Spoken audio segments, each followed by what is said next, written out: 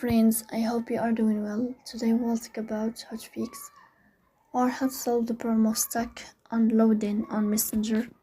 You will go here to settings. You will go to settings like this and you will click. In this page you will click on apps, default apps, app settings. In this page here you will search about Messenger and you will click in this window as you see.